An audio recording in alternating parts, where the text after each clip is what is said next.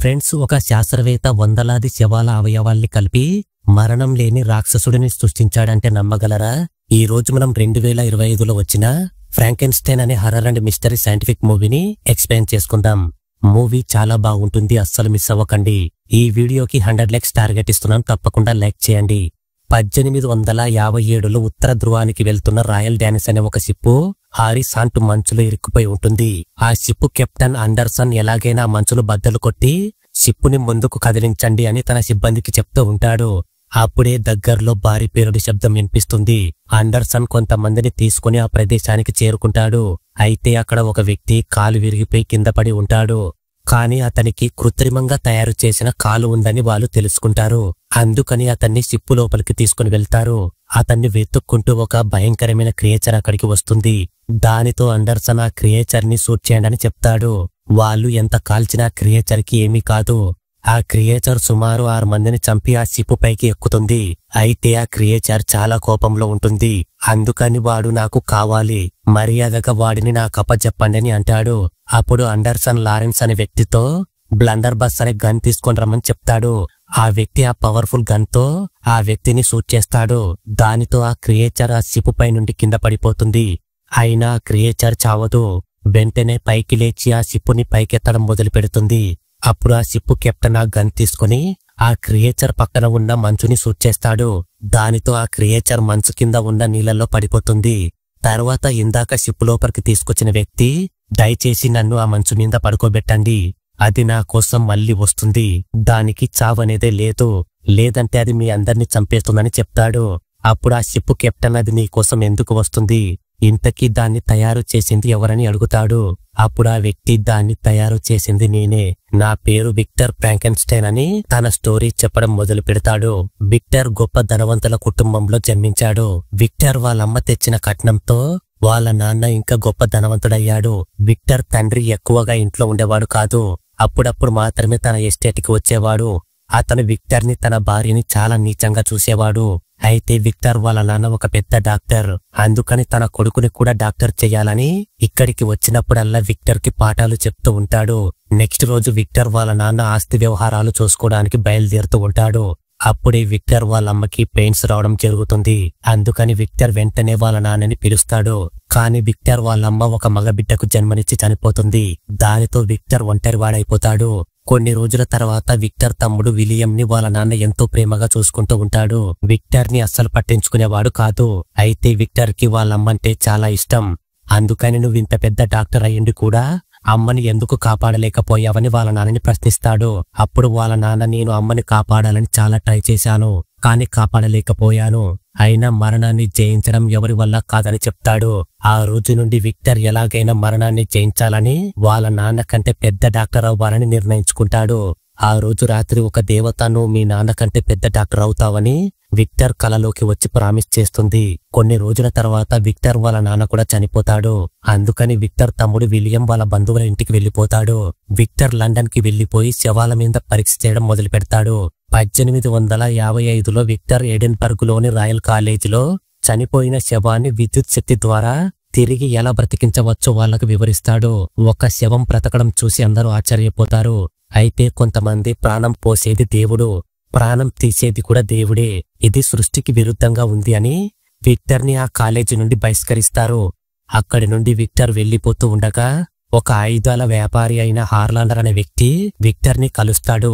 అయితే హార్లాండర్ తన మేనకోడల్ని విక్టర్ తమ్ముడికిచ్చి వివాహం చేస్తున్నట్లు చెప్తాడు. తర్వాత హార్లాండర్ రాయల్ కాలేజీలో విక్టర్ చేసిన ప్రయోగాన్ని చూసి, నీ ప్రయోగం నాకు బాగా నచ్చింది, అది చాలా అద్భుతంగా ఉందని విక్టర్ ని మెచ్చుకుంటాడు. నెక్స్ట్ రోజు ఇద్దరు ఒక శవంపై ప్రయోగం చేసి ఎలాగైనా మరణాన్ని జయిద్దామని నిర్ణయించుకుంటారు. అందుకోసం కావలసిన ఆయుధాలు, స్థలం అన్నీ నేనిస్తాను అని విక్టర్ తో చెప్తాడు. తర్వాత విక్టర్ తమ్ముడు విలియం అతనికి కాబోయే భార్య ఎలిజబెత్ ని తీసుకుని అక్కడికి వస్తాడు. విక్టర్ ఎలిజబెత్ ని చూడగానే ప్రేమలో పడిపోతాడు. తర్వాత హార్లాండర్ విక్టర్ ప్రయోగానికి కావలసిన ఒక కోటను తనకి అప్పగిస్తాడు. అయితే విక్టర్ ఎలిజబెత్ తో ప్రేమలో పడిపోయి తన ప్రయోగ బాధ్యతలను విలియం కి అప్పజెప్పి ఎలిజబెత్ వెనకాల పడుతూ ఉంటాడు. అయితే హార్లాండర్ ఎలాగైనా సరే ఈ ప్రయోగాన్ని త్వరగా పూర్తి చేయాలని విక్టర్ ని తొందర పెడుతూ ఉంటాడు. అందుకని విక్టర్ యుద్ధంలో చనిపోయిన సైనికుల శవాలను సేకరిస్తాడు. అందులో ఎత్తైన పొడవైన శరీర భాగాలను కత్తిరించి ఆ భాగాలతో ఒక పొడవైన మనిషిని తయారు చేస్తాడు. అప్పుడే ఒక పెద్ద తుఫాన్తో పాటు మెరుపులు కూడా మొదలవుతాయి. అందుకని విక్టర్ వెంటనే హార్లాండర్ దగ్గరకు వెళ్తాడు. అయితే ఈ హార్లాండర్ గాడు ఒక్క రాత్రికి కకృతిపడి ఏదో రోగం తెచ్చుకుని చావు బ్రతుకుల మధ్యలో ఉంటాడు. అందుకని తన మెదడుని ఆ శరీరంలో ప్రవేశపెట్టమని విక్టర్ని బ్రతిమలాడుతాడు. కాని విక్టర్ ఆ పని చేయడానికి అస్సలు ఒప్పుకోడు. ఎందుకంటే హార్లాండర్ కి వచ్చిన వ్యాధి వలన అతని శరీర భాగాలు మెదడు అన్ని కుళ్ళిపోయి ఉంటాయి. అందుకని విక్టర్ కుదరదని చెప్తాడు. అయినా హార్లాండర్ వినకుండా తన మెదడుని ఎలాగైనా శరీరంలో ప్రవేశపెట్టమని విక్టర్ తో గొడవ పడతాడు.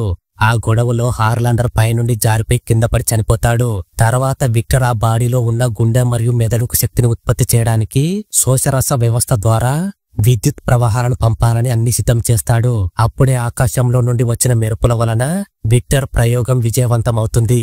కానీ ఆ శవంలో ఎలాంటి చలనం కనిపించదు. అందుకని విక్టర్ ఇన్ని రోజులు తాను కష్టపడిందంతా వృధా అయిందని చాలా ఫీల్ అవుతూ అలాగే నిద్రపోతాడు. నెక్స్ట్ రోజు విక్టర్ నిద్రలేచి చూస్తే ఆ శవం ప్రాణాలతో లేచి నిలబడి ఉంటుంది. దాన్ని చూసి విక్టర్ చాలా భయపడిపోతాడు. తర్వాత విక్టర్ దానికి నా పేరు విక్టర్ అని మొదటి పదం నేర్పిస్తాడు. ఆ రోజు నుండి అది విక్టర్ విక్టర్ అనే పదం తప్ప వేరే పదం మాట్లాడదు. ఎందుకంటే అది ఒక చంటి పిల్లవాడిలా ఉంటుంది. అందుకని విక్టర్ దానికి రాత్రి పగలనే తేడా లేకుండా సేవలు చేస్తూ ఉంటాడు. ఇలా ఉండగా ఎలిజబెత్ విలియం ఇద్దరు హార్లాండర్ ని చూడటానికి ఆ కోటకు వస్తారు. అప్పుడు విక్టర్ పిచ్చి పిచ్చిగా మాట్లాడుతూ తన తమ్ముణ్ణి పై గదిలోకి తీసుకుని వెళ్తాడు. అప్పుడు ఎలిజబెత్ కి కింద రూమ్ లో నుండి విక్టర్ విక్టర్ అనే అరుపు వినిపిస్తుంది. అందుకని లోపలికి వెళ్లి దాన్ని చూస్తుంది. దాన్ని చూడగానే ఎలిజబెత్ చాలా భయపడిపోతుంది. తరువాత దాని దగ్గరకు వెళ్లి తన చేతులను చూపిస్తుంది. అప్పుడు అది ఎలిజబెత్ చేతులు పట్టుకొని చాలా ప్రేమగా ఉంటుంది. తరువాత ఎలిజబెత్ వెంటనే విక్టర్ దగ్గరకు వెళ్లి కింద ఉన్న ఆ మనిషి ఎవరని అడుగుతుంది. దానితో విక్టర్ నువ్వు దాన్ని చూశావా? అయితే నాతో రండి అని విలియం ని ఎలిజబెత్ ని దాని దగ్గరకు తీసుకుని వెళ్తాడు. దానికి ప్రాణం పోసింది నేనని చెప్పగానే విలియం ఎలిజబెత్ ఇద్దరు చాలా ఆశ్చర్యపోతారు. ఆ రోజు రాత్రి ఎలిజబెత్ ఒంటరిగా దాని దగ్గరకు వెళ్లి నా పేరు ఎలిజబెత్ అని కొద్దిసేపు దాని దగ్గర ఉండి వస్తూ ఉంటుంది. అప్పుడు విక్టర్ ఎలిజబెత్ ను చూసి నువ్వు దాని దగ్గరకు వెళ్లడం మంచిది కాదు, ఎందుకంటే అది చాలా ప్రమాదకరమైనదని చెప్తాడు. అప్పుడు ఎలిజబెత్ అది చాలా మంచిది, దానికి మంచి హృదయం ఉంది, అయినా నువ్వు దాన్ని ఎందుకు బంధించి పెట్టావని అడుగుతుంది. అప్పుడు విక్టర్ అది నా రక్షణ కోసం దాని రక్షణ కోసమని చెప్తాడు. దానితో ఎలిజబెత్ అది ఎంతో స్వచ్ఛమైన మనసు కలిగి ఉందని అక్కడి నుండి వెళ్లిపోతుంది. తర్వాత విక్టర్ ఆ క్రియేచర్ దగ్గరకు వెళ్లి నీకు మంచి మనసుందా? అయితే నీ కాలు చాపని చెప్తాడు. కాని విక్టర్ చెప్పింది దానికి అర్థం కాదు. అందుకని విక్టర్ దాన్ని బాగా కొడతాడు. అప్పుడు ఆ క్రియేచర్ కి చాలా కోపం వస్తుంది. దాని బలంతో ఒక రాడ్డుని వంచి పడేస్తుంది. దాని కోపాన్ని చూసిన విక్టర్ భయంతో అక్కడి నుండి వెళ్లిపోతాడు. నెక్స్ట్ రోజు విక్టర్ తన తమ్ముడు విలియం ని తీసుకుని హార్లాండర్ శవాన్ని చూపిస్తాడు. హార్లాండర్ ని అదే చంపిందని విలియం కి అబద్ధం చెప్తాడు. అందుకని నువ్వు వెంటనే నీ భార్యని ఇక్కడ నుండి తీసుకుని వెళ్లిపో అంటాడు. నెక్స్ట్ రోజు విలియం తన భార్యని తీసుకుని అక్కడి నుండి వెళ్లిపోతూ ఉంటాడు. వాళ్ళు వెళ్లిపోయిన తర్వాత విక్టర్ దాని దగ్గరకు వెళ్లి విక్టర్ అనే పదం కాకుండా మరేదైనా చెప్పు, నిన్ను ఇప్పుడే వదిలిపెడతాను అంటాడు. అప్పుడు అది మళ్లీ విక్టర్ అనే పదమే మాట్లాడుతుంది. తర్వాత అది మెల్లగా ఎలిజబెత్ అని పలుకుతుంది. అయినా విక్టర్ దాని మాటలు వినకుండా ఆ కోటని మొత్తం తగలబెట్టేస్తూ ఉంటాడు. అప్పుడే ఎలిజబెత్ నాకేదో కీడు జరగబోతుందని అనిపిస్తుంది, విక్టర్ దాన్ని ఎలాగైనా చంపేస్తాడు, మనం వెనక్కి వెళ్లిపోదామని విలియంతో చెప్తుంది. ఇక్కడేమో విక్టర్ ఆ కోటని మొత్తం తగలబెట్టి బయటకు వస్తాడు. అయితే అది విక్టర్ విక్టర్ అని గట్టిగా అరవడంతో విక్టర్ వెంటనే తన మనసును మార్చుకొని దాన్ని కాపాడాలని ఆ తలుపులు తెరుస్తాడు. అయితే లోపల నుండి భారీ పేరుడు సంభవించడంతో విక్టర్ ఎగిరి కింద పడిపోతాడు. అప్పుడు విక్టర్ కి ఒక కాలు విరిగిపోతుంది. ఈ విధంగా విక్టర్ జరిగిందంతా కెప్టెన్ అండర్సన్ కి చెప్తూ ఉంటాడు. అప్పుడే ఆ క్రియేచర్ షిప్ లోపలికి ఎక్కి కెప్టెన్ క్యాబిన్ లోకి వస్తుంది. అప్పుడు ఆ కెప్టెన్ విక్టర్ తన స్టోరీ అంతా నాతో చెప్పాడు, అతనితో పాటు నన్ను కూడా చంపే అని అంటాడు. దానితో ఆ క్రియేచర్ అయితే నా కథ కూడా చెప్తాను విను అని తాను ఎలా రాక్షసుడిగా మారాడో చెప్తాడు. ఆ రోజు విక్టర్ ఆ కోటని తగలబెట్టిన తర్వాత అది తన గొలుసులను తెంచుకొని ఒక సొరంగ మార్గం నుండి తప్పించుకొని నీళ్లలో పడిపోతుంది. అది బయటకు వచ్చిన తర్వాత అడవిలోకి వెళ్తుంది. అక్కడ చాలా అస్థిపంజరాలు కనిపిస్తాయి.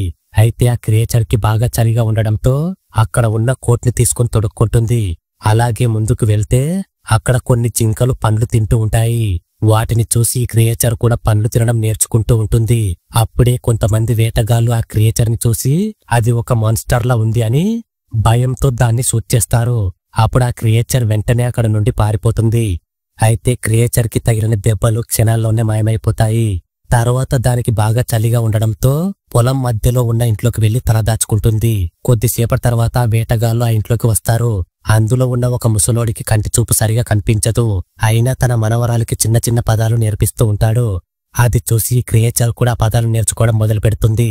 అయితే ఆ క్రియేచర్ కి వాళ్ళకి ఏదో ఒక సహాయం చేయాలని అనిపిస్తుంది. చలికాలం మొదలవడంతో వాళ్ళకి కట్టెలు అవసరమని చాలా కట్టెలు పోగు చేసి వాళ్ళ ఇంటి ముందు పెడుతుంది.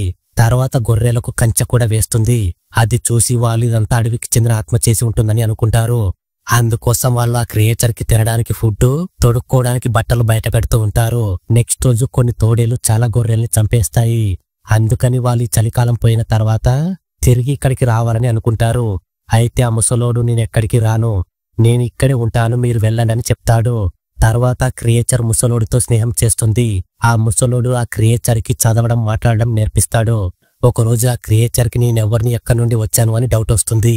దానితో ఆ ముసలోడు నువ్వు గతాన్ని మర్చిపోయావని చెప్తాడు. అప్పుడే ఆ క్రియేచర్ కి విక్టర్ అనే పదం గుర్తుకు వస్తుంది. అందుకని విక్టర్ ప్రయోగం చేసిన కోట దగ్గరకు వెళ్లి చూస్తాడు. అక్కడ ఒక పుస్తకంలో విక్టర్ ఆ క్రియేచర్ ని ఏ విధంగా తయారు చేశాడో తెలుసుకుని చాలా ఫీల్ అవుతుంది. తర్వాత ఆ క్రియేచర్ అక్కడ నుండి ఇంటికి వచ్చి చూస్తే ఆ తోడేళ్లు ముసలోడిని చంపేస్తూ ఉంటాయి. అప్పుడు ఆ క్రియేచర్ వెంటనే ఆ తోడేళ్లతో పోరాడి ముసలోడిని రక్షిస్తుంది. తర్వాత క్రియేచర్ ముసలోడితో నేనెక్కడి నుండి వచ్చానో నాకు తెలిసింది.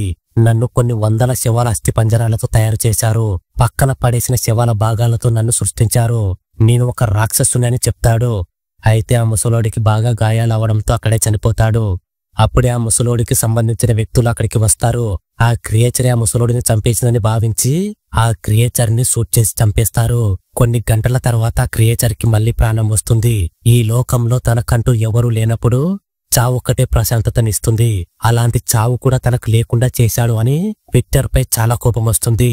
ఆ రోజు రాత్రి విలియం ఎలిజబెత్ మ్యారేజ్ జరుగుతూ ఉంటుంది.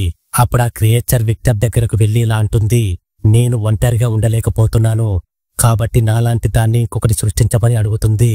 అప్పుడు విక్టర్ కంపరం పుట్టించే నీలాంటి దాన్ని మళ్ళీ ఒకటి సృష్టించడమా, అది జరగని పని, ఇక్కడ నుండి వెళ్ళిపో అని అసహించుకుంటాడు. దానితో ఆ క్రియేచర్ కి చాలా కోపం వస్తుంది. అందుకని విక్టర్ ని విసిరిపడేస్తుంది. ఆ శబ్దం విని ఎలిజబెత్ అక్కడికి వస్తుంది. ఆ క్రియేచర్ ని చూడగానే ఎలిజబెత్ ను మళ్ళీ వచ్చావా అని ప్రేమతో హక్ చేసుకుంటుంది. అప్పుడు విక్టర్ వెంటనే గన్ తీసుకుని ఆ క్రియేచర్ ని షూట్ చేయబోయి ఎలిజబెత్ ని షూట్ చేస్తాడు. అప్పుడే విలియం కూడా అక్కడికి వస్తాడు. ఆ క్రియేచర్ విలియం ని కూడా చంపేస్తుంది. తర్వాత క్రియేచర్ ఎలిజబెత్ ని తీసుకుని ఒక గుహలోకి వెళ్తుంది. కానీ ఎలిజబెత్ గుహలో ఆ క్రియేచర్ ముందు చనిపోతుంది. అప్పుడే విక్టర్ అక్కడికి వస్తాడు. ఆ క్రియేచర్ విక్టర్ ని పట్టుకుని ఈ రోజు నుండి నేనే నీ యజమానిని, నన్ను చంపడానికి ఎన్ని ప్రయత్నాలు చేస్తావో చేసుకో అని ఉత్తర ధ్రువం వైపు వెళ్లిపోతుంది. ఆ రోజు నుండి విక్టర్ ఆ క్రియేచర్ ని చంపడానికి ఆ మంచు ప్రాంతం చుట్టూ పిచ్చివాడిలా తిరుగుతూ ఉంటాడు. ఒకరోజు ఆ క్రియేచర్ విక్టర్ కి కనిపిస్తుంది. అప్పుడు విక్టర్ డైనమేట్ తో ఆ క్రియేచర్ ని చంపాలని చూస్తాడు. కానీ ఆ క్రియేచర్ డైనమేట్ తో కూడా చావదు. ఆ శబ్దం విని అండర్సన్ తన మనుషులతో విక్టర్ ని రక్షిస్తాడు. ఇదంతా మనం మూవీ స్టార్టింగ్ లో చూశాము. ఆ క్రియేచర్ కథ విన్న తర్వాత విక్టర్ తాను ఎంత తప్పు చేశాడో తెలుసుకుంటాడు. అందుకని ఆ క్రియేచర్ చేయి పట్టుకుని, నీకు మంచి హృదయం ఉంటే నన్ను క్షమించు నా కుమారుడా, నీకు బ్రతకడం తప్ప వేరే మార్గం లేదని విక్టర్ చాలా ఫీల్ అవుతూ చనిపోతాడు. అప్పుడు ఆ క్రియేచర్ నన్ను సృష్టించింది విక్టరే కాబట్టి అతనే నా తండ్రి అని విక్టర్ నుదుటిపై ముద్దు పెట్టుకుని నిన్ను క్షమిస్తున్న నా తండ్రి అంటాడు. తర్వాత ఆ క్రియేచర్ మంచులో ఇరుక్కుపోయిన ఆ షిప్పుని తన బలంతో వెనక్కి నెట్టుతుంది. అప్పుడు ఆ షిప్ కెప్టెన్ షిప్పుని వెనక్కి తిప్పండి, మనం ఇంటికి వెళ్లిపోతున్నామని చెప్తాడు. తర్వాత ఆ క్రియేచర్ సూర్యుని వైపు చూస్తూ కన్నీళ్లు పెట్టుకుంటుంది. ఇక్కడితో మూవీ ఎండ్ అయిపోతుంది. ఫ్రెండ్స్, ఈ మూవీ నెట్ఫ్లిక్స్ లో తెలుగులో అవైలబుల్ గా ఉంది.